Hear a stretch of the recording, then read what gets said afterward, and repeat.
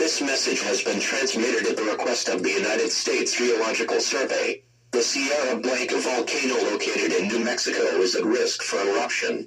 Residents of Vaquero County, New Mexico are encouraged to stay on high alert, as the Geological Survey team from Vaquero County, New Mexico will be camping out by the volcano and monitor it for signs of eruption.